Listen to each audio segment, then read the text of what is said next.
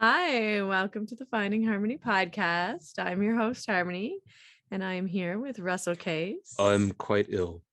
Yeah. I'm not well. That's too bad. I'm going to try and bring the energy, though. Yeah, bring it. Yeah. Because we are here all the way across the ocean, cross continents with Vikram Jeet Singh. Hi, Vikram. How are you? Good, Harmony. Thank you. Hi, Russell. Hello. It was a pleasure discussing basketball with you before we got online. That was very nice. You were a Toronto Raptors fan, I can tell. Yes, I actually am an old school classic back in the day, good old fashioned, Steve Kerr, Michael Jordan, Scottie Pippen, like a Bulls fan. Oh, let's leave that for a different podcast. Okay. But that is why I'm a Warriors fan, is because I was such a big Bulls fan. And when Jerry Krause and Jerry Reinsdorf blew up the team, I was very disillusioned. I was a very naive young man. And so I followed Phil Jackson to the Lakers. I followed that for a little bit. And then when Steve Kerr became coach of the Warriors, I thought, this is my team. Because that was my nickname in Chicago when I was playing basketball, the Cabrini Green. It was like they called me Little Steve Kerr. And I think it was only because I was the only white person, because I was really more of a defensive player. I modeled my game after Dennis Rodman, but everyone said, no, he's Little Steve Kerr. It's like, I think that's racist, but that's fine. I love that. And the best way possible. You take it where you can get it. Oh. Yeah. What's so interesting is we were both from Canada, but I didn't meet you until last year when we were doing the Yoga Gives Back panel together. And I think you'd already moved to India by then. That's right. And I mean, more in terms of us just kind of accepting how life has transitioned. We technically came here for 4 months. Oh, and wow. here we are almost 2.5 years in, so I think happened fluidly, happened organically. And yeah, I do miss Canada. I do miss, friends, family, practitioners in Toronto, but yeah, this is good for now. And Goa is not a bad place to be, and you know that. So yes, well, we've been to Goa many times and it's pretty nice. You get to be there with the beaches and rainy season's a little bit. I hope you're traveling somewhere during rainy season. I am, not hopefully, it's finally in motion. So June in Bali, practicing with the wonderful folks there, and July in Mysore. Beautiful. Who will you go see in Bali? There's so many teachers to choose from now. Good question. I think I went with the ones that I at least know of through social media. So I'll be practicing with Ashtanga Yoga Research Bali. That's Radha and Prem. Yeah, Radha and Prem. Friends of the show. Yeah, yeah, that's nice. Very good, very nice people. Yeah, but I'm sure there's a nice little community there. I think Ian Grisick is in Ubud, which is a little bit further away, more in the city. And my old friends Kirsten and Mitchell. They come and go though. We never quite know where they are. They don't live there full time. So those people live there full time. Yes. Okay. Yes. And I think Mark and Deepika might be setting up a school somewhere like outside, further away too. So I hear that. I think they have. I'll reach out to them. I think there is some sort of a workshop or an intensive or an immersion that's happening. Yeah, something around that time. So yeah. But that'll be nice. You can practice with Prem and Radha and just relax kind of and enjoy. You do have a 4-year-old, so not so much relaxation, but a little bit of relaxation. A little bit, yeah. It'll be good, but it'll be good to get back to a regular practice. The last 2.5 years have been a little hard. It's I know the sequence and I know the practice, but you know how it is to be in a room with a teacher, with other fellow practitioners. It's a completely different ball game. So yeah, I'm looking forward to that. I'm looking forward to being in that shared space and just being a student and practicing. Yeah, it helps a lot to have that practice space with people and a teacher, and kind of keeps you motivated to get past standing. For sure. Some of the I wasn't sure, but I thought I saw many very kind of phenomenal pictures of you in your asana practice online. Does that sound like you? Do you think are those you a bit of a contortionist? Is that accurate to say that your practice is in the advanced stage? Well, I guess advanced is such an interesting word nowadays, right? In the yoga world, who is advanced? But let's just say that been practicing asana for give or take about 14 years. And I think a combination of discipline, having a good teacher has borne results. I definitely would be more on the flexible, bendier side than on the stronger side. So the contortion types, asanas, moves, poses come a little easier. For those of your listeners who are familiar with the Ashtanga series, my superpower is Pasasana. I've been able to do it no problems from day one. Yeah. Very soft feet. Yeah. Soft ankles. Soft ankles. There you go. Long that's arms and skinny legs. That's the key to Pasasana. There you go. But let me please. I was just gonna say, let me also say that in the past 2.5 years, I have lost my superpower because there is also some girth involved. So yeah, but we're getting there. So yeah. Me too. Pasasana was always hard, and now it went away. We just needs a little help, sweetie. I was thinking about that because when this is a long time ago for me, but when your star is in ascension in your practice and everything is at a stage where it's as advanced for your physical form as it will be, it's so much more bitter to lose even the slightest whisper of a practice, and it can be frustrating at that point. Now I can do nothing, I don't give a shit, but much is gone. But then when I would lose a fingernail of my back bend, I would be distressed.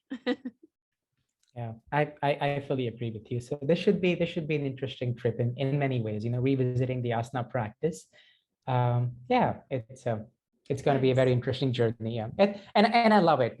Sometimes we tend to idolize asana so much we forget that it's just life. Mm-hmm.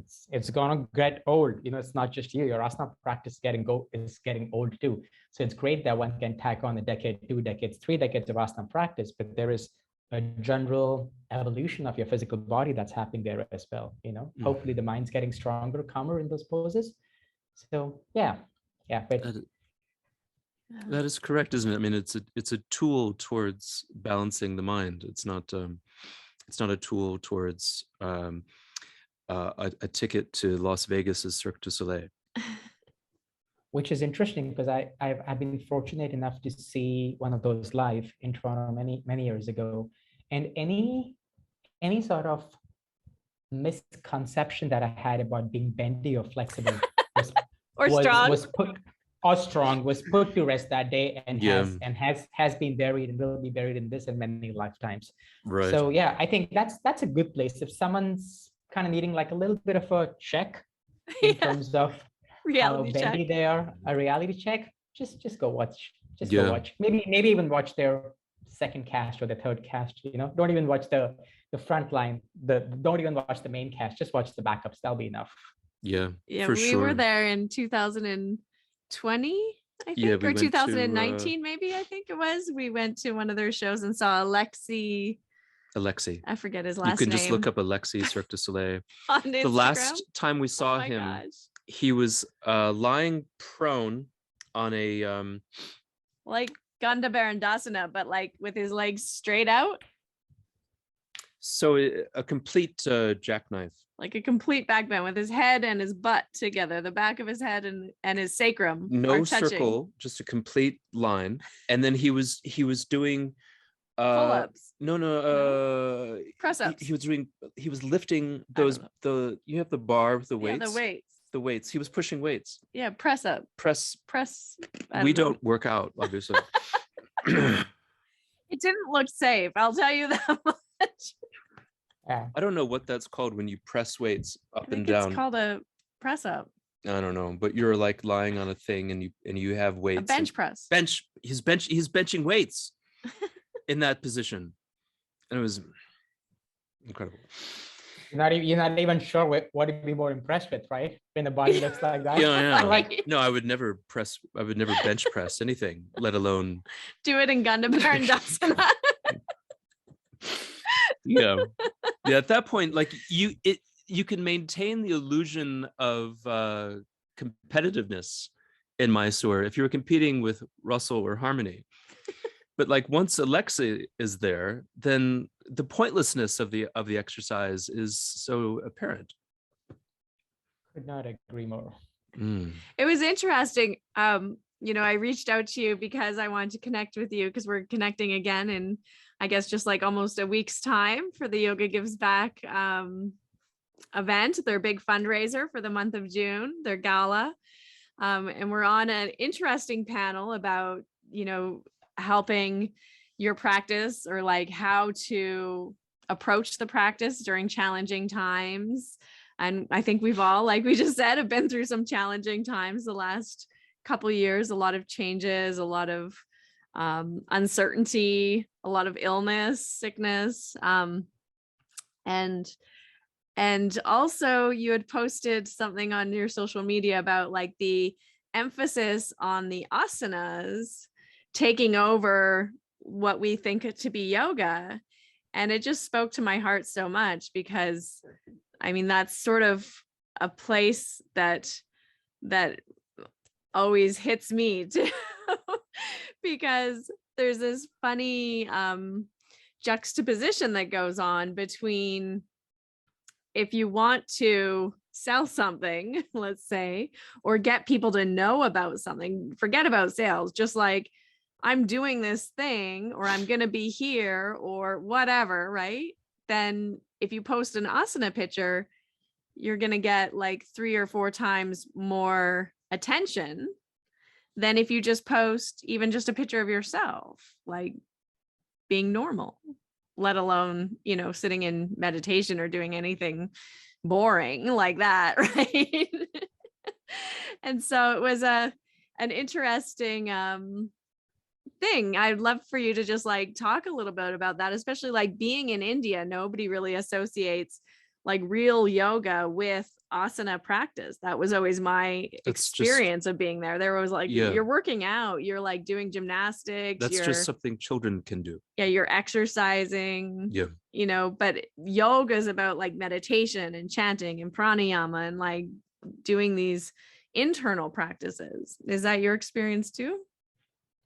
Yeah, I think because I grew up in India, so and at least at the time that I was growing up in, it's a different scenario now. Everything that can be broadly classified in the genre of yoga was predominantly non-asana related. And I actually took my first class in Toronto, very grateful, for that experience. It set up this beautiful journey, but that did not really have the kind of emphasis it does right now. And things are changing. Things are changing here very rapidly. You've traveled to India enough times to know that we have this ancient culture, this very steep, rich culture. The allure that any culture has for a different culture is always there. So we've always looked at the West as in this glamorous, shiny thing, this object, that is so far away. And I'm sure the perspective is the same on the other side. So I see some facets of that. I see some facets of that seeping here as well, kind of having the same studio mentality setup, the workout setup, the quick fix setup, which is, I would say, a little more contradictory here as opposed to on a high street or a main street in any big downtown North American city. And I don't know. I think there is some pushback. I think it's going to change. There's this global movement, this global collective voice, if you will, about wanting to make yoga more accessible and beyond the asana, because that's the reality. We were joking about it, but there's not too many Alexis in the world, and for good reason, and that's great. And I'm only taking a guess here, a gander here, But I'm sure despite whatever genes, privileges, upbringing that Alexei was born with, they must have worked very hard to be where they are and keep it. And Yeah. that's For no sure. different than any of us. So my whole messaging, or that where I find myself at this crossroads, is I want to encourage a holistic practice that is sustainable. You know, we were speaking about this. At some point, you're both very experienced teachers and practitioners. You know in your own embodied experience and practice that there is a shelf life to asana. I don't think someone can say that when it comes to meditation or anything of the intellectual mindset, you know, exploring your discernment, practicing the yamas and the niyamas. There is no shelf life to that. That's a lifelong journey. Yeah. No one can say that, oh, I'm 75 years old, so I think I'm just going to stop saying the truth anymore. No more satya for me. I'm 75, my joints are creaky. I'm just going to lie all the time. But at 75, you will not be able to possibly maybe put your legs behind your head in Dvipada or, you know, or any of those poses. Life will just happen. So I'm thinking my messaging, my any conversation such as this, or, you know, casual, formal, doesn't matter. My messaging is more around that, about looking at that wholesomeness of the practice and kind of embracing that, you know, as and when you are ready to do that. Yeah, like that's all the key, 8 limbs. That's the key. And again, it's from embodied experience. I have this really tattered yoga sutra that's sitting here. I actually bought it in the Toronto studio. The Edwin Bryant. Yeah. The Edwin Bryant one says right here, 2011, January. Did not open it till 2014. Just sat there, you know, made me look really smart when people came over. It was on the bookshelf. It was great. Looking smart. Yeah. Looking smart, very important, right? Gotta fit the yogi role model. But I was completely enamored and only interested in asana. But at some point, things shifted. And this is where I think sometimes I find myself grappling at odds. Oftentimes, people think that can happen quickly or that can happen overnight. No, you would have to fully experience and embody that and kind of start realizing the entanglement of staying stuck there, if you will. It doesn't matter how far you're progressing, but that's a natural process. It's not going to happen overnight. So by all means, get on your mat, give it your best, do all the asanas that you're with the help of your teacher, with the help of your, you know, physical mobility and so on and so forth. But somewhere in the back of your mind, it's good to plan to see that there's a little more beyond that. You know? Yeah. I want to go back to that moment. It was such a beautiful story. And I think that there's some interesting grist for the mill. Your first class, you're in Toronto and you're working, and your boss came to you. I believe I read this in the Elegant Outlaw. Please tell me if this is incorrect. Your boss came to you and said, "You are Indian, you must do yoga." And then you just seemed to just sort of take that in stride, because that's, you know, obviously a discrimination. But you know, I would think that you're Indian, you must be a structural engineer, you know. So I don't know. But then you went and took the class and you changed your whole life and became a yoga teacher, which is amazing. I want to dissect all of that. I want to know what you were doing in Toronto, what work you were doing. Were you a structural engineer? And how did you get to Toronto? And then how can you stand this blatant racism? Great questions. And it's very interesting. So this is 2006. You know, yoga does not really, at least in India, and even in North America, for what I remember, it does not have that main stage that it does now, you know, like now 30 million practitioners, $16 billion industry, and so on and so forth. So I was in Toronto to do a postgrad in human resources. My background from a corporate life is training and human resources, not IT. You know, I guess we end up doing some other stuff too. Though my parents, in all fairness, did want me to be a doctor, so I will give them credit. They did follow the dream on that aspect. And I kind of found it funny because I guess I never thought that that's what people. She actually had been a practitioner for a few years. So I was quite surprised. Anytime I revisit this conversation or I think about that time, I remember clearly, you know, the physical space that conversation was happening. I was quite impressed that she was able to make that connection, because not too many people have well, now yes, but at then, not too many people had associated me being Indian and doing yoga. And it's interesting what came out of my mouth when she asked me that was, no, I don't do yoga. I play cricket. That's what Indians do. Yeah, You that's know, right. Yeah. Much more popular than even yoga in India. even Sharad is a crazed cricket player. Yeah. right. You show him a tennis ball and a little half cracked bat and three Yeah. stumps, like three, I don't know, three pieces of wood that could, or one piece of wood that could substitute for a wicket. It's all it takes. He's in. Yeah. He's in. He's in. He's in. He's in. 3 hours later, 17 missed calls from his family, and then he'll eventually head back home. So yeah. So that's what I was doing there. And I mean, I joke about it. I say that, I work in HR. I understand the dynamics really well. When your boss makes a recommendation, you take it. So so I took a recommendation. I ended up, I was living in an area in Toronto, and in that area I looked for, she said, try hot yoga. It's really good. Makes sense. You live in Canada. It's a cold country. So I came up with two searches. I came up with a studio chain that at that point was called Moksha, and I came in with Vikram. And I found myself in the Moksha studio only because they were on the subway line. It made sense, kind of packed my bag, got my suit. They said they had a shower. I was like, all right, I'll take my class, take a shower, hop on the subway and go to work. Paid $20 for an intro week. It was a good old fashioned 90-minute. They're from the same family. Repeat two poses or two sets of the same pose. 104 degrees, 102 degrees Fahrenheit. Like a classic hot yoga class.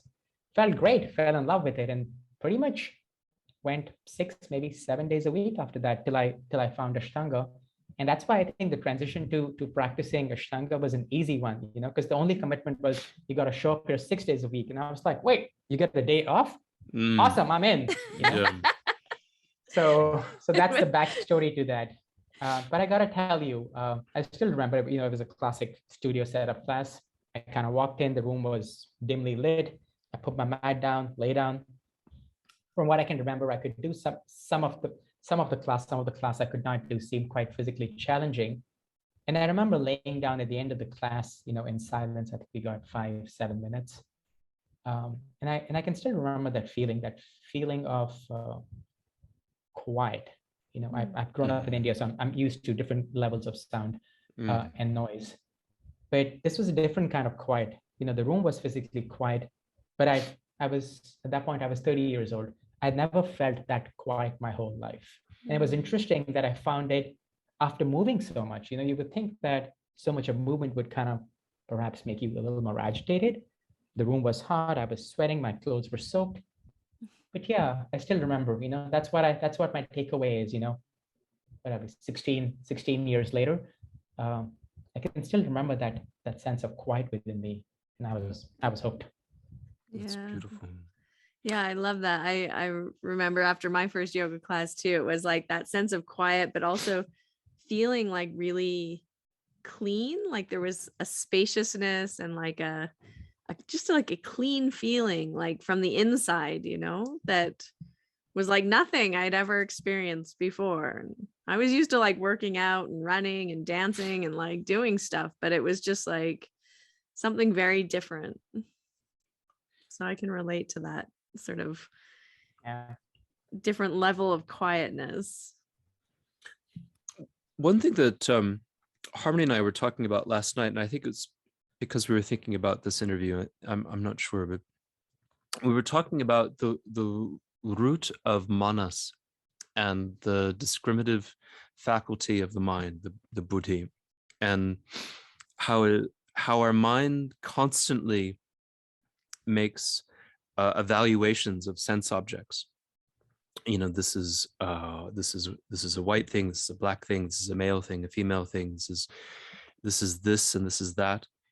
And then, we have emotional connotations with those things, and a story develops, and we like it or we dislike it. For whatever reason, we dislike vanilla and we like chocolate. For whatever reason, it's inexplicable. But you can start to examine it and understand the story and perhaps make sense of it. But it seems the buddhi and its discrimination is inevitable. And I wonder if you could talk about it, because I think in the context of the story about your boss coming to you and saying, "Oh, you're Indian, you must do yoga," I think it's quite sweet. Maybe some person could be offended by it, but it's a sweet story. Just like I was being called Steve Kerr there's no reason for it. I think what happens is, there's a beautiful example. It's in the Brian book. Your manas, engaging the sense objects, the indriyas, hangs around in the world, and it keeps collecting. It keeps collecting.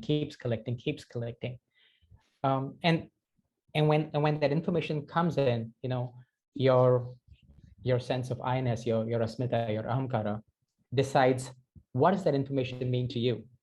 So, for example, when that person said, "Oh, called you Steve Kerr," some part of you registered, joined the dots. Oh, Steve Kerr, white basketball player in a predominantly Black sport, and then kind of determined what that means to Russell as a person.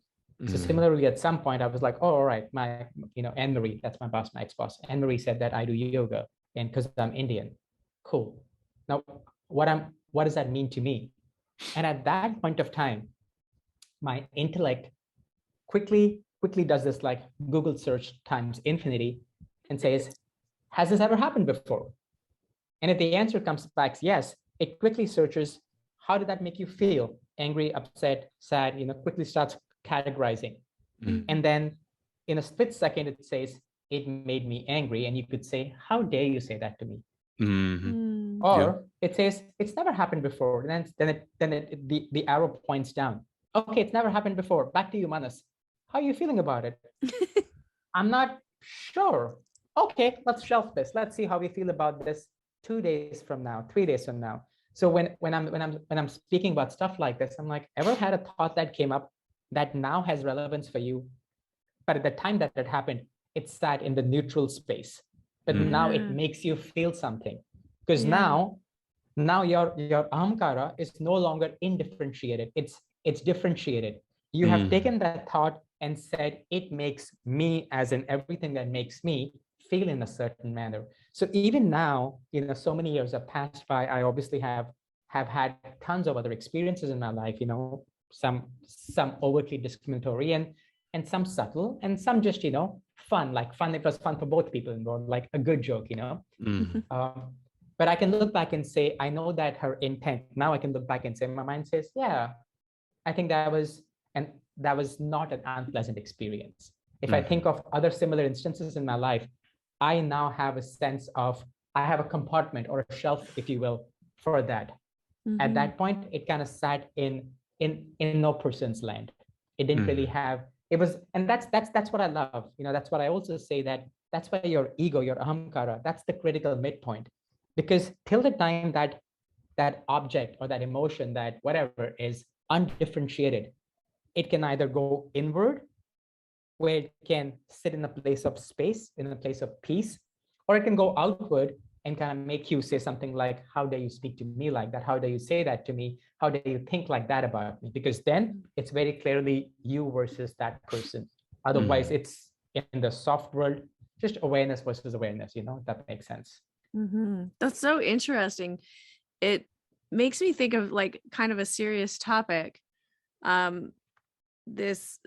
How you've broken it down here, because I think this is why it's so important, that when we have these roles of hierarchy, like teacher, student, or this is why like a code of ethics when teaching yoga is so important, because often, I was thinking, about situations that maybe have happened to me personally, or even other people I know, where, something happens and at the time, maybe it's in the neutral zone. You're like, "Oh, I don't really know how I feel about this. Is it good? Is it bad? I'm not sure." It's just sort of like sitting here.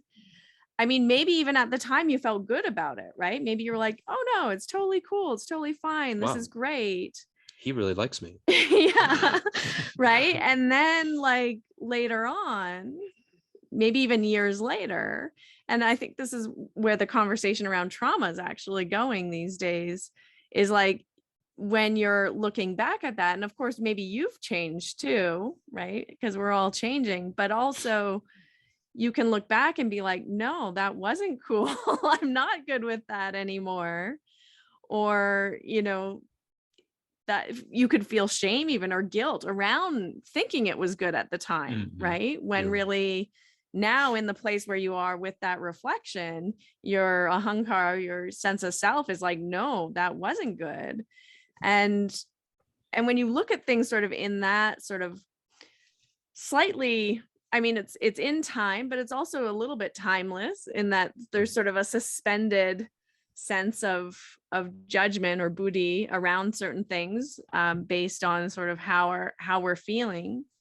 Like a broadened perspective. Yeah, a broadened perspective. Then,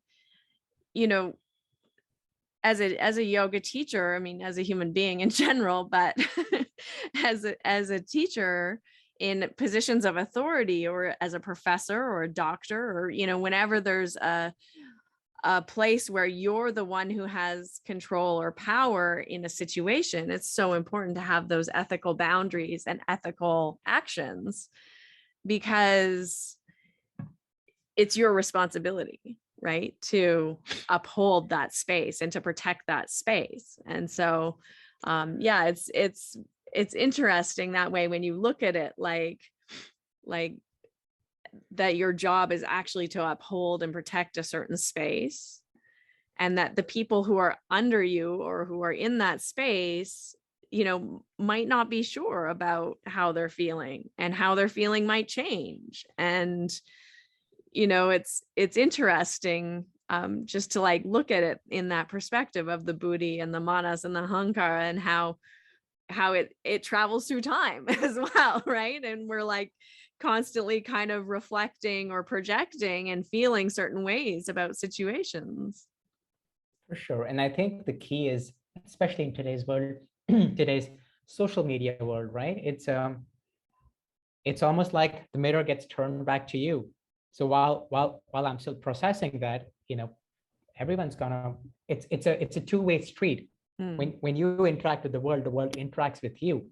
So how to not take things personally, how to not let your conditioning determine what someone else is saying. Obviously it's great. Like you were saying, you got to uphold that space, you got to have your boundaries. But I think it's a constant journey, it's a constant evaluation of being able to really assess that. At the end of the day, what gets presented to the intellect, it's going to make a decision based on that, right? But making that sifting, making that sorting process so thorough that you're not really presenting a distorted image, Yeah. If I could ask a follow-up question, I think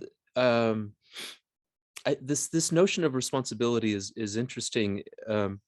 Harmony and I have encountered it before when you're thinking about trying to entertain a non-dual understanding of reality. And if you're forgive me if I'm like a child at this point, but if I'm trying to entertain a non-dual understanding of reality where everything is, and things arise and they disappear, and you're simply watching these things arise and disappear as Purusham Prakriti, then I have heard the perspective that there is no responsibility. You're simply there to watch, irregardless of the projected morality of the thing you're watching. Right, because nothing's right or wrong, it just is. Nothing's good or bad, it just is. That kind of idea, right? Yeah, I think that's a great analysis.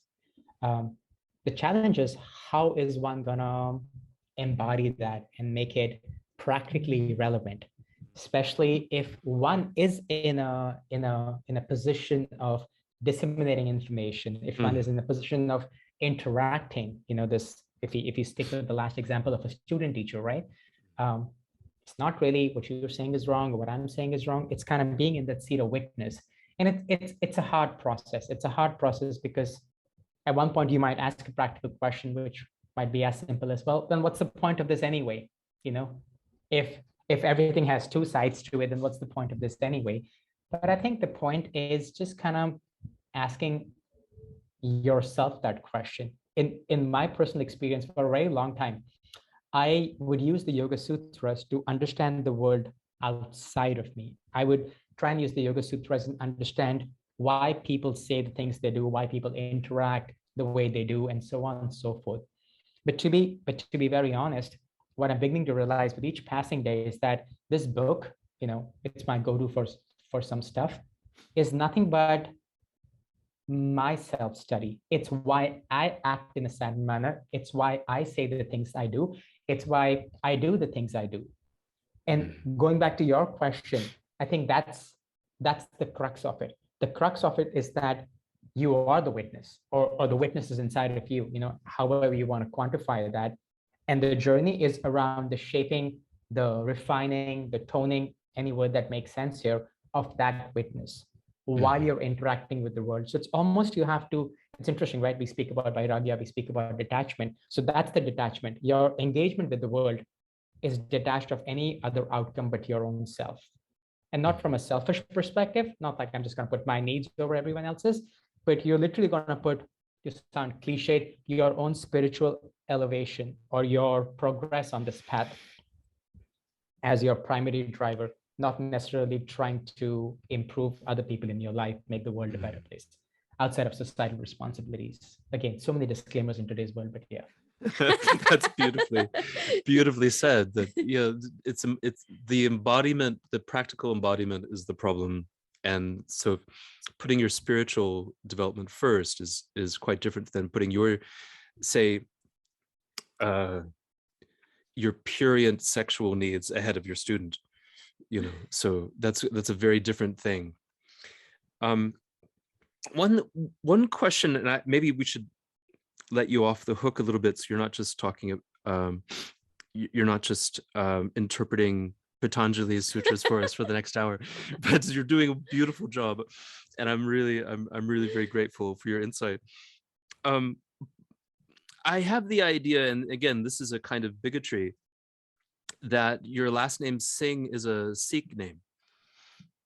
Can I make that presumption, sir? Almost. So I'll give you an insider's tip. How to find out if an Indian person with the last name Singh is a Sikh or not. If I was a Sikh, then I would have something at the end of the Singh. So for example, I have a really good friend whose name is quite similar to mine. His name is instead of Vikram, it's Bikram, like B for Bombay. Yeah.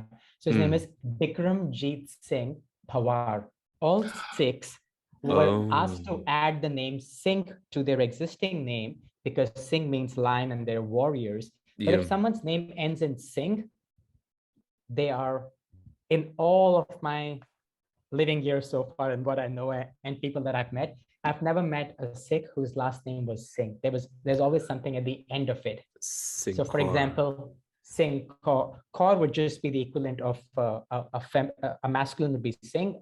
You could be, let's say, Manpreet Kaur, and then it would end there. But for the men mostly, there is a last name at the end of it, and that's what kind of decides. That's what helps you identify whether this person is a Sikh or not. And yeah, wow. And Singh could mean two things. Singh could mean that you could be, I guess, a broad category in the northern part referred to as Punjabis. You could be a Punjabi, but not a Sikh. Or Singh could also mean that you are from the just to make things easier, from the warrior clan, from the warrior class, from the Kshatriya subset, a Rajput, if you will. And they also come from different places in India. So yeah, so I fit in the second category. I'm not a Sikh. So Vikram Jeet Singh, yeah, that's if the buck stops at Singh. Don't make assumptions. Oh, fantastic. There you go. I'm glad I asked the question. Where was your family from? So I grew up in Delhi, but my mom's family, my grandfather from my mother's side, they were living in in modern day Pakistan, erstwhile combined India. Wow. So they came over at the time of the partition. My mom was born in Yeah. Delhi. Yeah. And had to move. Yeah. And had to move. Yeah. The part of the big displacement. Yeah. My father's family is from a province, from my Canadian friends, state for the US North American friends, Uttar Pradesh, which is a big state, a big province in northern India. So that's where my father's family is from. But pretty much you can say from Delhi for the last couple of generations. Okay. Nice. Okay. And so when you described growing up in India and being fascinated with the rich tapestry of Indian Hindu mythology, that was very, very personal. That was a family religion for you. Is that correct? I would say not so much religion, but upbringing. It's interesting, it's interesting how this conversation has led us here. So my mom belongs to a sect that are called Sindhis. Because they were from Sindh in Pakistan, so they're Sindhis. Yeah.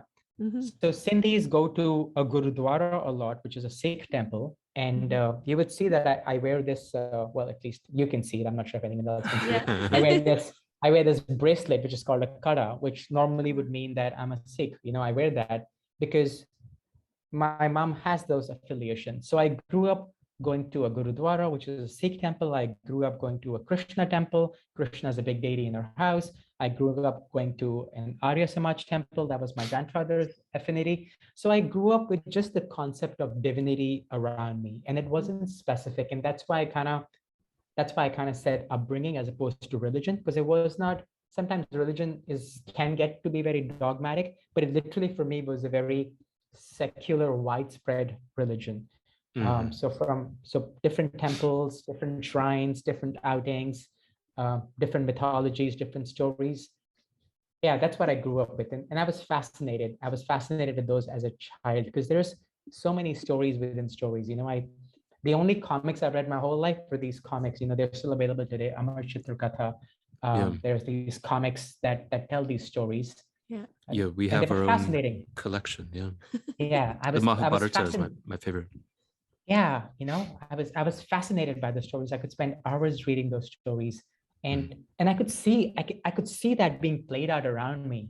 I could see that in the temples. I could see that in the kirtans, in people's devotions, in conversations, and in these pilgrimages that we would take with our family. So yeah, a very rich tapestry. You've traveled to India. You know that there's this sense of all pervading divinity around here. A rock can be holy, a tree can be holy, a river can be holy.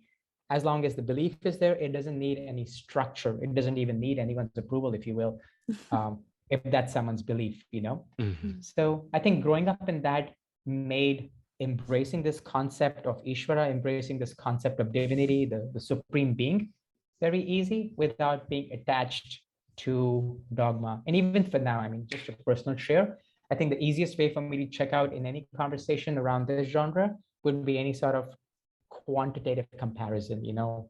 This is better than that, and we have quite a few deities, as you know. Yeah, for me, there's this belief that there is something divine, and that's great. It's great to put a form and a name to it because then it brings a story and so much history. But when it doesn't have a form and name to it, and maybe just a symbol or a sound, it's equally powerful. I love that. That's one of the things that I miss most about being in India is that sense that the divine is all around and constantly being reminded of it. You have like the tea stall, the Ganesha tea stall, and you have the Saraswati convenience store, and you have, everything's named after one of the deities in India, just like regular mundane things. And so you can't help but have it at the forefront of your mind all the time. And it's so beautiful because you're just like putting a bindi on the forehead is another helpful reminder. Yeah, or even and I love also in India, even hearing the Muslim call to prayer, and that's a part of the fabric of the culture, because it's again just another reminder, oh, people are praying, people are thinking about God, these people are just it's just like the water you swim in, you know, when you're in India. And it's so different when you're in the West, because we don't have that kind of water.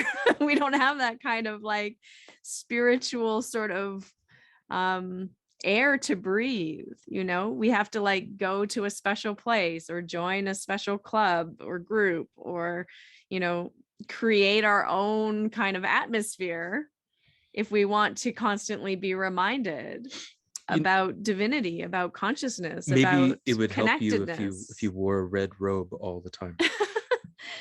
No, but the thing is it's like there's just like less support here, I think, and there's just so many supports in India that keep calling you back to like, oh, you're not alone, there's something higher than you, or everyone is connected, consciousness is connected, you know, spirituality, divinity exists, and it's just beautiful. I think it's also the stark difference of life that you can see in daily encounters. You know, this constant reminder, this constant inbuilt sense of gratitude, because you don't have to travel too far to see someone who has nothing compared to what you have, and you might think you have nothing, right?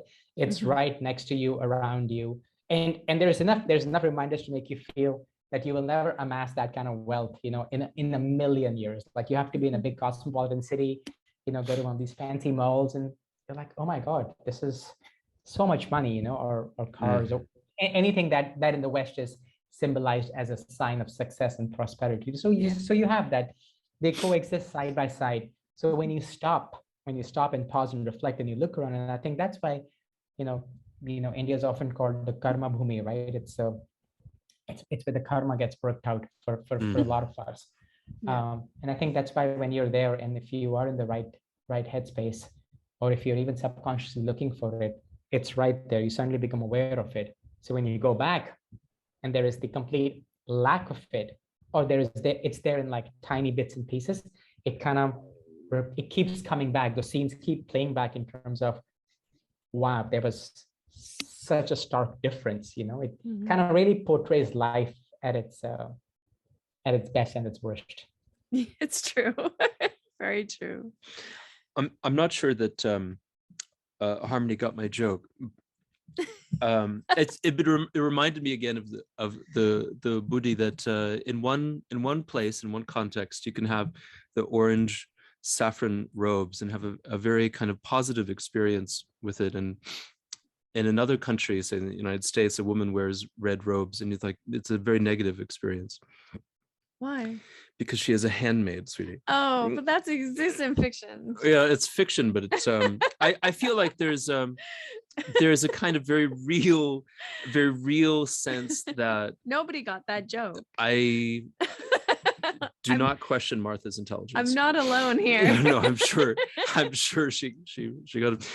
I think that there's especially on the outside looking in and being Canada and looking at the United States, I feel like a very creeping sense, or perhaps a creeping awareness, a creeping doom that there is an autocratic Christian movement in the United States that is pushing the country towards fascism, and a very kind of real, perhaps it's been moving this way for you know, there's maybe an undercurrent for hundreds of years, perhaps it's just finally revealed to us.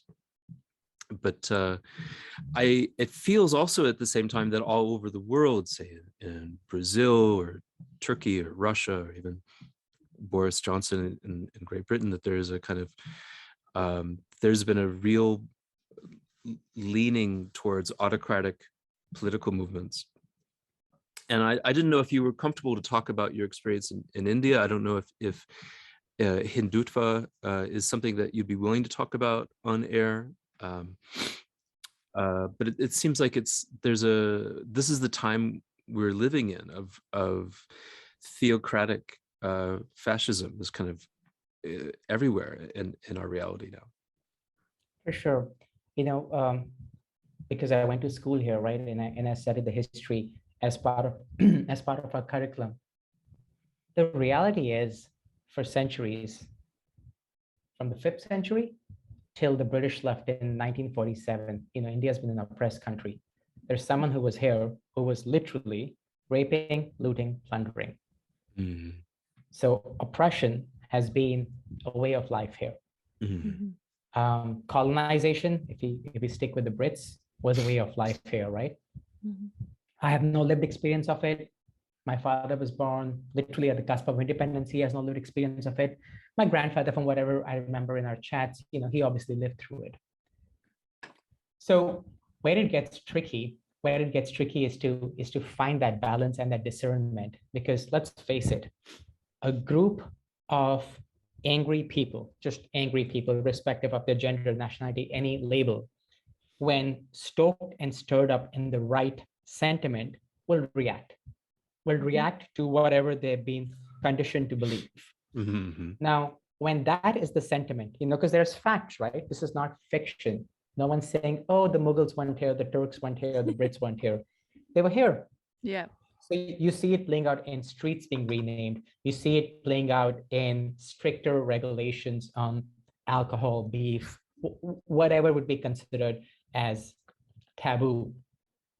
And then you have this amalgamation of folks who are, by virtue of their upbringing, by virtue of their education, by virtue of any external factor, have that discernment, So they're literally, again, we are living in this stark contrast where the mob mentality can take over, and there is also a fair amount of discernment. And what's at play is actual history that has happened, which can be tweaked and which can be tweaked, not even tweaked, which can be presented in a certain manner. So literally the call here is a call for compassion, nonviolence, inclusion, all of the above. And even a call for forgiveness. Like, those are real events. Those are not made up events.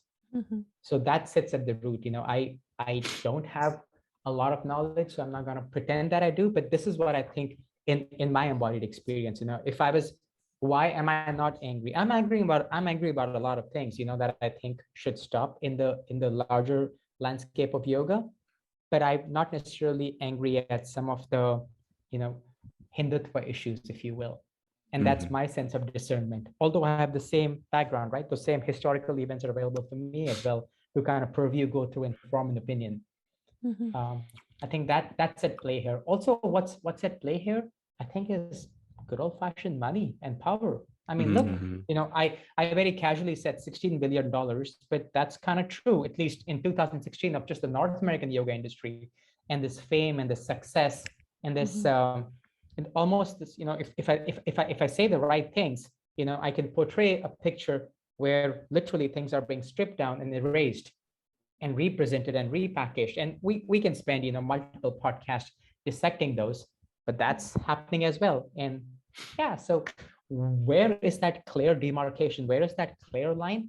It's so blurry. It's absolutely blurry. So I can see why there is a ministry of Ayush. I can see why there is a ministry of yoga. I can see why there is this push to put yoga back on the front, to kind of counter yoga lines and say, well, who's yoga lines to decide what a yoga teacher should do or should not do?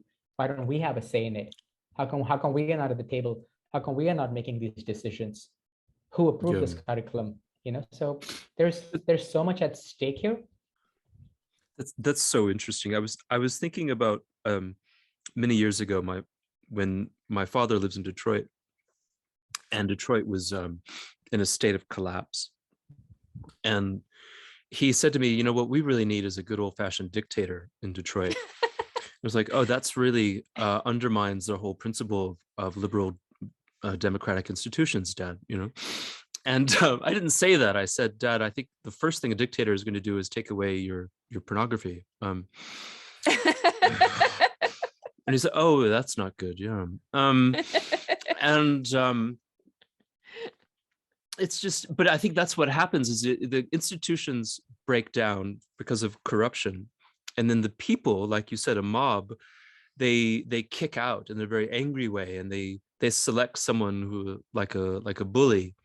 They think, oh, Trump, or Mussolini, he'll be the one to fix this. Yeah. And then the whole thing spirals into the collapse of any kind of institutional order, and it becomes quite corrupt. But oftentimes. But then I completely understand, people looking out at, say, the say, just to take America, for example, the collapse of the American cities in the 70s, 60s. They were bankrupt, and people kicked out and said, oh, we need law and order. We need someone like Nixon to come in and bring law and order and to bring some kind of maybe ethic.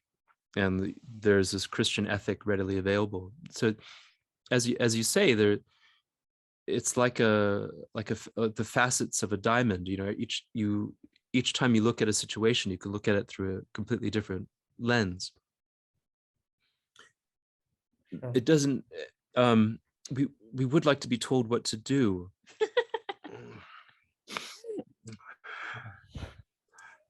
For most parts. Yeah. I'm curious what your experience is. You sort of mentioned that, like, in India, you understand the sort of reclaiming of yoga and bringing it back to its roots, and this trend to kind of take the wisdom and repackage it, like cultural appropriation, right? Which you're turning it into something that, is basically antithetical to its mission. Kind of, yeah. Or at least like claiming it as your own when it's not. It's just like straight up stealing in a way. Yeah. But I mean, you practiced with Moksha Yoga, now Modo Yoga? Yeah. And then also Ashtanga Yoga in Toronto. And like, what's your experience of that kind of dynamic in Western culture? How, like, versus, I mean, how it's presented in India, or even just like how we've either appreciated or appropriated the knowledge? I think in the end comes down to, this whole process of discernment, right? So even before I got into any of these conversations, I wasn't really drawn to any of these, I'm just going to say new agey styles or experiences. I was drawn to a practice. One was in the hot room, the other was a set sequence, devised or made up by a man in Mysore. In both cases, they were both practices. They were not experiences. They were practices that were rooted in longevity, repetition, discipline, some sort of semblance, some sort of order, and I guess some sort of reverence. There is sure, in the Ashtanga lineage, there is, picture or pictures of gurus, definitely. In the moksha world, there is no pictures of gurus. You're not paying homage or obeisances to anybody, but they were both practices.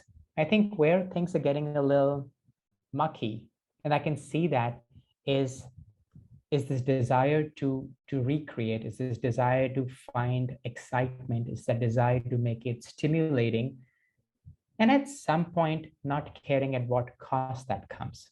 Mm-hmm. And I think, to me, the crux is this, ignorance is a beautiful thing because it does two things. A, it hides the true nature of something, and then B, it superimposes something on top of it. So not only do you just have a layer, you have two layers. And I think that's what I see predominantly happening now. Yoga is not this, fill in the blanks. Yoga is this, fill in the blanks. And I think it's kind of literally off the rails now. The reality is no one really owns yoga. On a whim, I was looking that up. You can't really patent yoga. It's not like champagne or mozzarella that comes from a region. You can't put a patent on it. But I guess you can partake and you can have some sort of representation as to what that looks like, what that means, with some sort of a benchmark. I often hear terms like the evolution of yoga. Well, we have scripts, right? You have books, you have access to these books. Everything is codified, it's written. We have manuals. Yoga, academia and yoga has made this knowledge very easily accessible. So it's not that we have no idea what it used to be or what was said in the books or what was taught, right? In different aspects. And that's where sometimes I think it's very interesting, this cherry picking. It's a, if you ask me, it's a two-pronged approach. A, ignorance plays a big part. This is not what this is what I think it is. And B, cherry picking. I'll pick this, and I'd like to call it yoga, and I'd like to do it once a week with my buddies on a Saturday night. I think at the end of the day, it's interesting, you know, social media, you got to love social media. I've been getting some wonderful feedback from people I've never met, and I don't think I ever will, you know, but it's interesting. It's interesting because I can kind of see, you know, when I started teaching yoga history, I would hear things like, you know, take yoga back, or the classic Sedlock Baird, you know, case in Encinadas. And I couldn't figure out what was the big deal. But I kind of see it now. I kind of see why it's a big deal. I kind of see why some folks are really angry about it, or upset about it, or concerned about it. I can see that. I can see that because it's for the lack of a better word, sometimes really preposterous to come across stuff and to hear someone's understanding. So I'll go back to our original conversation, Russell, is at that point, I got to find an undifferentiated ego, because my differentiated ego knows exactly how that sentiment makes me feel.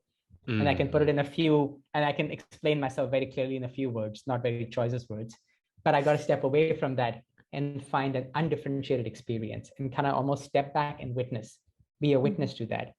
And it's interesting. I don't know how these things will play out. You know, we oftentimes define this kind of stuff as evolution, but that's not evolution. That's adaptation.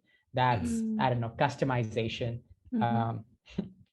If I was to go down the Sanskrit route, that's like straight up asteya. That's like straight up stealing. You know, or I guess the opposite of asteya, that would be steya. You know, that's like that's straight up stealing. You know, it's so yeah, not my place to say how that will play out. I think you have your set of students who have found you, and it makes sense what you bring to them. They're aware of what's out there, right? The social media is a well-connected world. And they've kind of made that discernment that in this broad genre of yoga, practicing with you, having your offerings in place for them makes sense, brings whatever yoga means to them. And I guess the last thing I'll say in this long-winded answer is, it's not a bad idea. You know, we oftentimes think of traditional as 100 years. Oh, you know, people will make an example like Patabi Joyce, that's traditional yoga. No, that's like 100 years old. That's my grandfather. That's not traditional. The Katha Upanishad, you know, where yoga is defined for the very first time, that's traditional. That was 2000. That was 2000. Whatever years ago. It's like 3rd century BCE. That's 5,000 years. 2,500. 5,000. Thank you. That stood the test of time. That's traditional. And it went on and got codified and got translated in different languages, but still kind of had that same meaning. There was a framework that was traditional, and it impacted societies and civilizations across time. It gave them a benchmark to evolve on. Any sort of evolution in classical yoga or anything from this text has evolved into a common goal, a shared vision. That's what it's evolved into. For me, it's hard to kind of wrap my head around evolution being linked to an experience. The evolution I see is, what trendy word can I attach as a prefix or a suffix to yoga? That's not evolution. I mean, at least in my humble opinion. But who am I to say, right? We had one guest on talking about, and I forget her name right off the top of my head, but we had one guest come on and talk about appropriation, and she very kind of neatly said, you know, is there harm? Is himsa involved in the appropriation, and is someone hurt by it? And I think what you're describing is a kind of harm when someone cherry picks, codifies, and then markets, is quite different from in any kind of sincere way trying to learn. And I might be thick, but I've tried to learn, but in perhaps the attempt was sincere, if you know, poorly developed. You know, I think that the case of a sincere person learning is quite different from the cynical poseur. It's Pranidhi. Yeah, she was very nice. Yeah. I mean, it's definitely definitely an interesting time to be alive in the world per se. Let's just put it there. Yoga is just a tiny part of it. Yeah, what's interesting, it reminds me of these two like schools that you've practiced with, because maybe many people in America, I don't know how prevalent moksha yoga is in America or moto yoga now, but in Canada it was very popular and probably still is. I'm not really sure what's going on out there these days, but and I've met Ted Grand as well, who's sort of the head honcho, the guru of the moto yoga. He came to our school when we were in Victoria because he lives on Salt Spring Island. And what sort of at that time, I was very strict to Ashtanga yoga, in the lineage, like you don't have music, you practice 6 days a week, you take moon days and, Saturdays off or Sundays. And you were a zealot. Yeah, I was a zealot. And, all this stuff that goes along with the very kind of rigid Ashtanga yoga approach. And also the idea that, we had a real guru, an Indian guru in Mysore, who would tell his teachers, you go teach. You set up a school, you go teach, maybe send your students back to learn real yoga from me, but you can go and get them started, right? Like that was sort of the approach. It's a legitimizing approach. Yeah, but it felt very much like in this sort of stream or flow of how yoga would have been taught in India, where the teacher says you go, you do the yoga. I am getting to a point here. Whereas the moksha yoga or the moto yoga is set up as a franchise where you go, you take the teacher training, and then if you want to set up the school, you have to buy the franchise and pay the yearly, annual, whatever it is, I'm not exactly sure, fees back to the head guru, and you have to have him in to teach a certain number of workshops and So it's like a pyramid scheme in a sense. And to me, I mean, at that stage in time, I mean, I'm much less judgmental than I used to be, I think. Did you make a judgment about this at one point? Well, it felt very like cultural appropriation, because it was very much going towards an American or North American person who created this pyramid where all the money is going to him, and he's taken this knowledge from India and now made it his own. And in order to teach his style of yoga, you have to buy the franchise and stay in that little pyramid, like Bikram. Yeah, like Bikram. Exactly. It was set up exactly like Bikram. Yeah. And I mean, I guess Bikram gets a pass for being Indian. He does not get a pass for a lot of other things, but at least you can't say he's like, participating in cultural appropriation. But so my question is, how did you feel about that? It's interesting. I've never really thought about it in this way.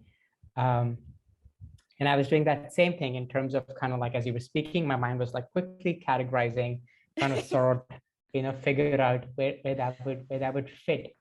And I think it was in 1987 that Yoga Works got formed. I think that's when, Marty and Chuck kind of like put up the first studio. Mm-hmm. And I think since then, that's kind of been, give or take, the model that was followed.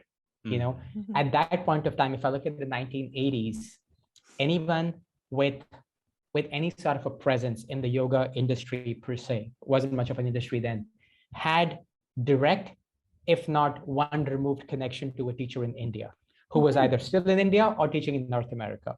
So I think that's almost a given. That's almost a given in terms of that's where it came from.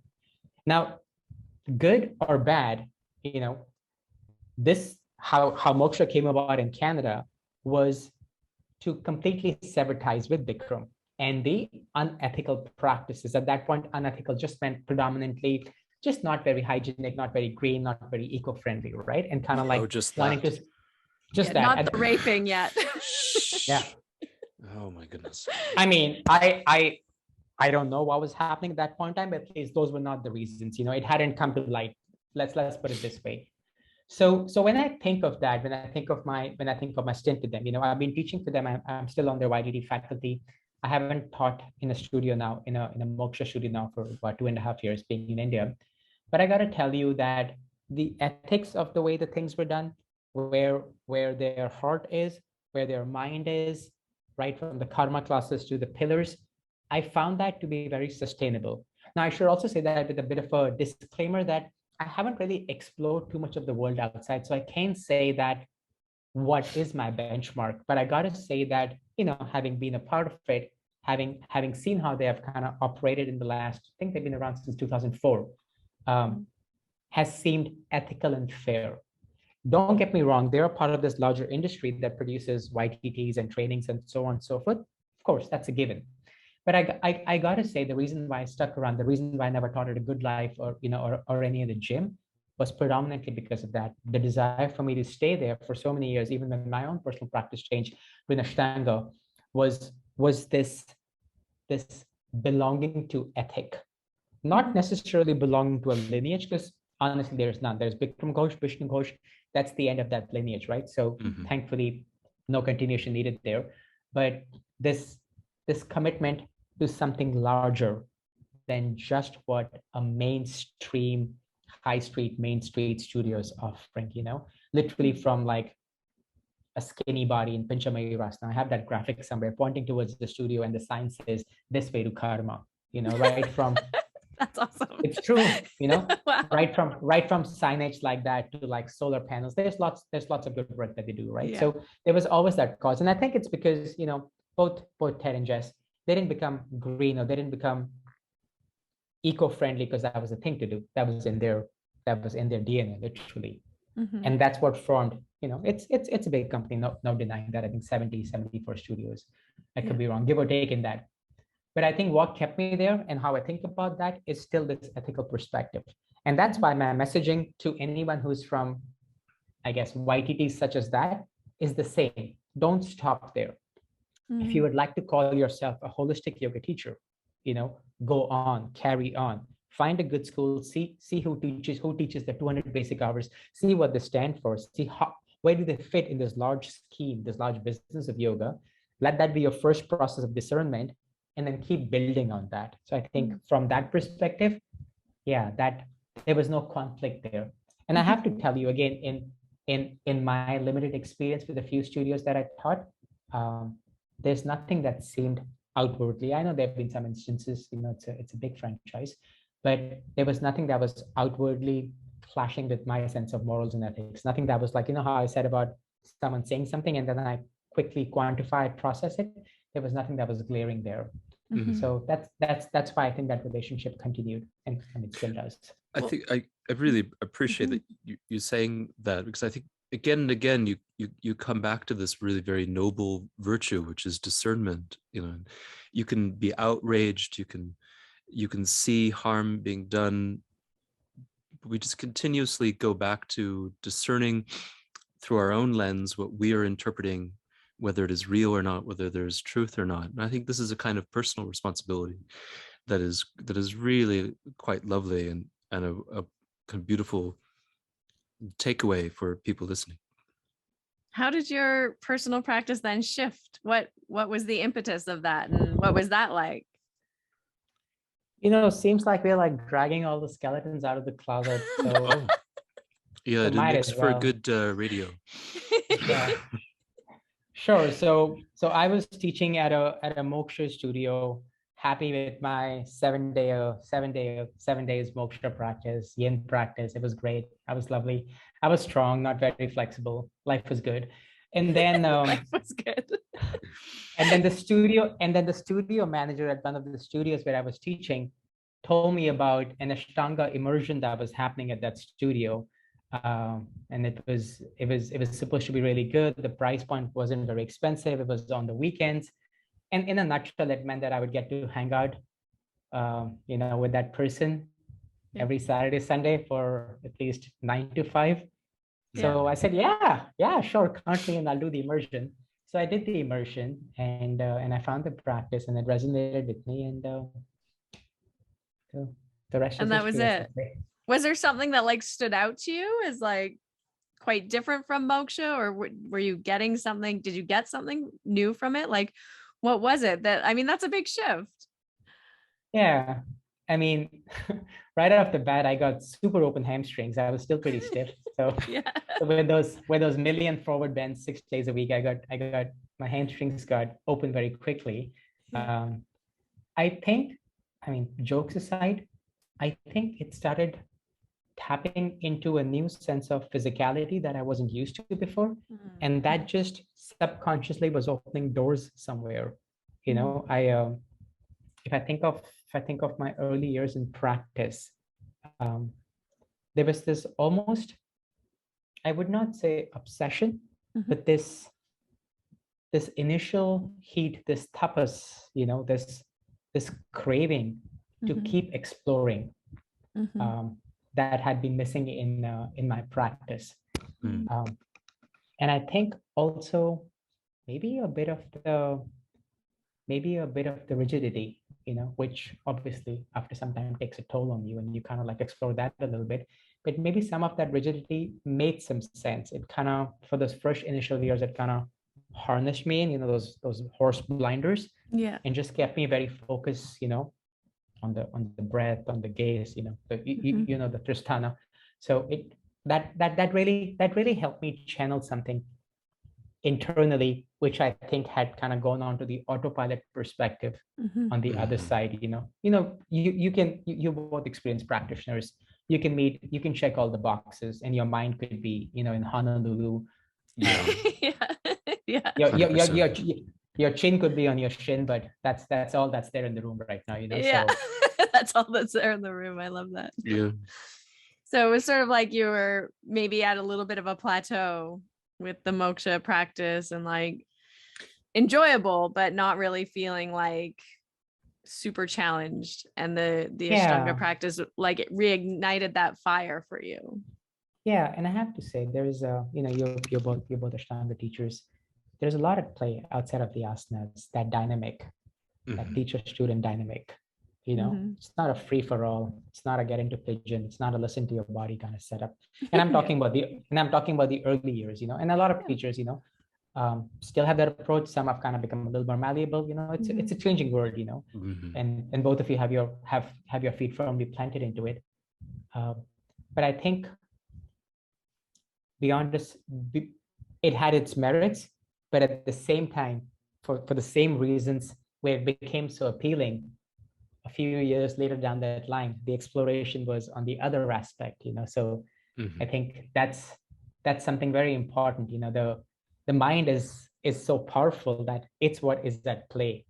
Beyond a certain point, it's not really about the asanas anymore. You know, physical restrictions, physical capacity, mobility, and its shelf life will catch up with you. You know, then it becomes a mind game. You know, so yeah, I think it's been very interesting. I've been doing it for a while. Like I was mentioning before we started recording, I still have that practice, but it's been very interesting observing the changes both in my own teaching style, in my teaching practice. Can you describe for us now? You've moved. How long have you been living now in Goa? And you moved back to India from Toronto. How long ago?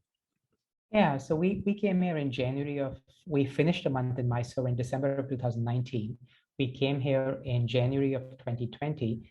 I've been hosting retreats in India for the last 7-8 years. So we had one planned, which finished on March 20th. We came to Goa in Jan 2020. Just in time.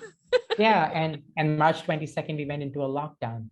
And we weren't sure what to do. We could have taken an expatriation flight like other Canadians were doing, but we kind of chose to stay here. So we've been here for Jan, Feb, March, April, May, like about 2.5 years. 2 years. Yeah, almost 2.5 years. Yeah. So there wasn't necessarily an intentional choice. It happened to you, and you decided to stay, rather than you were in Canada and decided to move to India. Yeah, it's quite different. We had a flight out from here to Delhi on April 30th. So had the world not quote unquote changed, we would have left on April 30th. Yeah. We had made the decision to not live in Toronto anymore. So we had shut the apartment, kind of closed that chapter. Oh, that And was both my fortunate. wife and I were looking to possibly move to a smaller place, maybe on the West Coast. And, just kind of, I've lived in New York for a lot of years, Toronto for a lot of years. So kind of looking for a quieter and a smaller town life. Yeah. Yeah. Is that what you found there at Goa? Yeah. For sure.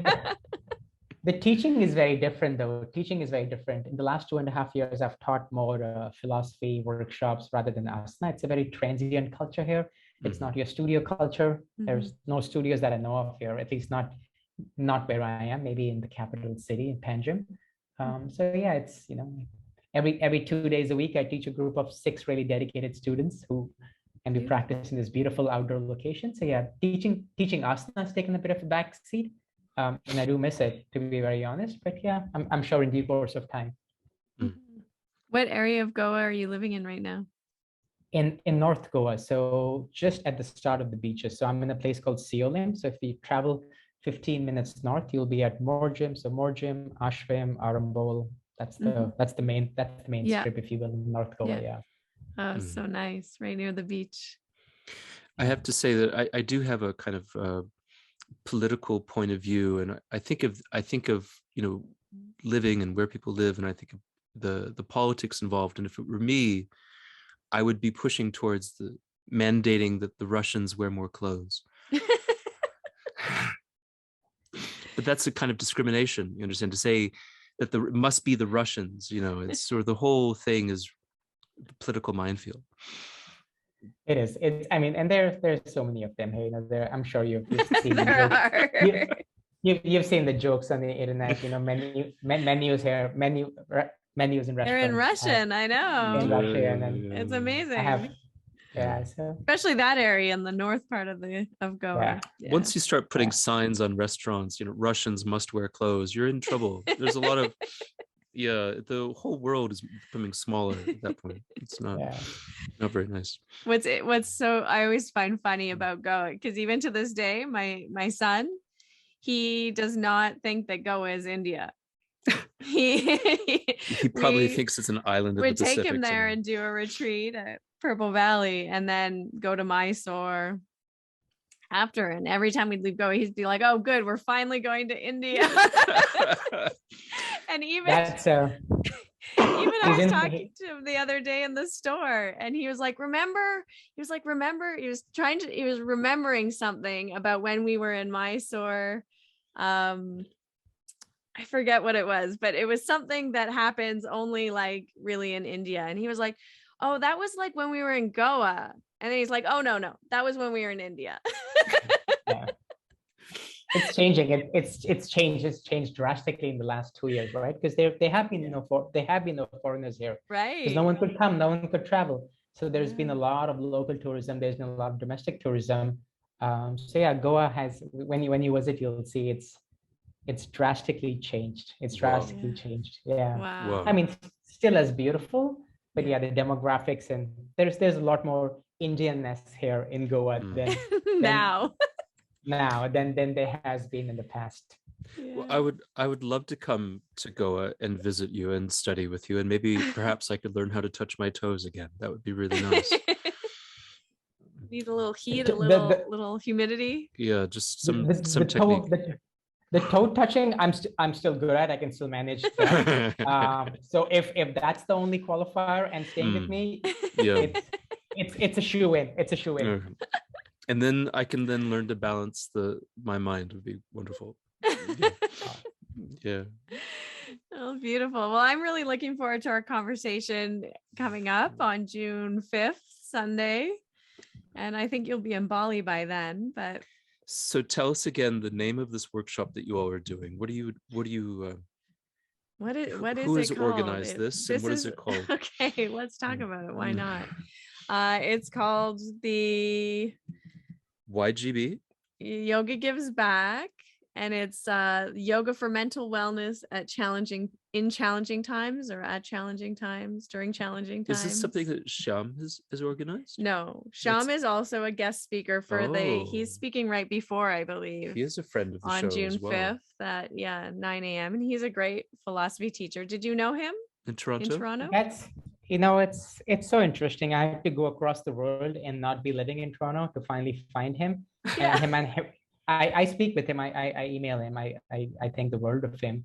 And I was like, and he's from York. My wife went to York. Right, I mean, wow. not that that means anything, but anyway. Oh, Yeah. So it's a connection. I'm looking forward to reconnecting with him for sure whenever we visit. Yeah. Yeah. But no, it'll be Vikram and myself and Seane Core and Anouk Prop And Richard and Mary. Richard Freeman and Mary Taylor. Oh, that's exciting. Yeah, it's going to be a lovely panel. A all of those panel. people have such great mental wellness. Yeah. I think you're having to think that one over. That's fine. No, so I hope everyone comes to the conversation, and then they can hear more from you and from all the other panelists also. So. How could I sign up for something as nice as you this? have to go to Yoga Gives Back. Yoga Gives Back, and I sign up there for the Sunday, June 5th. Yeah. Once you make a donation, you get to come to, it's a whole weekend affair. June 4th and 5th, you get to come to all the events. So. That's fabulous. Yeah. So yeah. What can I ask you one question before we go? What was your sort of impetus to support Yoga Gives Back? What drew you to that particular organization? To be very honest, just their straight up sincerity at the work that they do, and not doing it because, I'm sorry, I call a spade, but like not doing it to be trendy and get social attention and because it's cool or because COVID happened. That's what they do. That's Kayoko's, I want to say it. I don't know, 1/4 of a life, and the fact that they're doing it sustainably, and the fact that they're doing it as yoga. I've said it before, I'll say it one more time, not as an experience, not as a one-off thing, not as something to do on the weekends. That's their yoga, 100% practice, 0% theory, we need a new equation. So yeah, that's 100% practice, they don't just talk about it. If we say 2%, then maybe they will do one. Yeah. And that's so interesting. That was another thing of the Ashtanga. People would say that, because people were reading too many books. I don't know. I don't necessarily agree with that. I think 100% of your life should be a practice, because then you would by default look at everything else that's non-asana. But yeah, and you need a little bit of theory. You need to understand the philosophy, I think. Otherwise, it's just aerobics or like just gymnastics, or it's just like a workout. You're not really like understanding what's happening. Like something mystical kind of happens when you do a yoga practice. Don't you want to know what's going on? Yeah. Right? There's no words to describe what is going on. It's impossible. It's impossible. Yeah, but that's the reason why I support them. I think they're fantastic. Yeah, I'm really glad I connected with Kayoko. So yeah.